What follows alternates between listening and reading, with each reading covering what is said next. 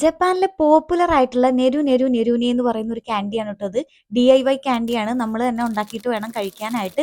Cook ചെയ്യേണ്ട ആവശ്യമൊന്നുമില്ല. ഇതിനകത്ത് ഇതുപോലെ മിക്സ് ചെയ്യാനുള്ള ബോക്സും പൊടികളൊക്കെ തന്നിട്ടുണ്ടായിരിക്കും.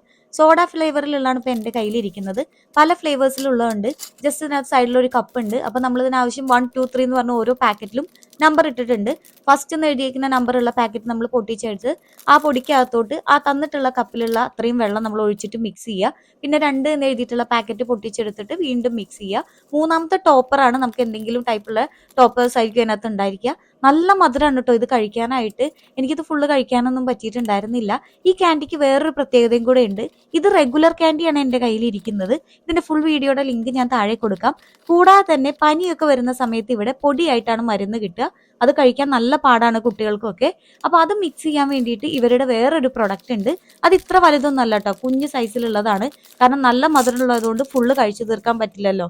അപ്പോൾ കുട്ടികളുടെ മരുന്നൊക്കെ മിക്സ് ചെയ്യുമ്പോൾ കുട്ടികൾ അത് ഫുള്ള് കഴിച്ചു തീർക്കാൻ വേണ്ടിയിട്ടാണ് പ്രത്യേകം റിസർച്ച് ഒക്കെ ചെയ്തിട്ടാണ് അങ്ങനെ ഒരു പ്രൊഡക്റ്റ് അവർ ഇറക്കിയിട്ടുള്ളത്. അതുകൊണ്ട് തന്നെ ബെസ്റ്റ് പ്രൊഡക്റ്റിനുള്ള അവാർഡ് വരെ കിട്ടിയിട്ടുണ്ട് ആ ഒരു ക്യാൻഡിക്ക്.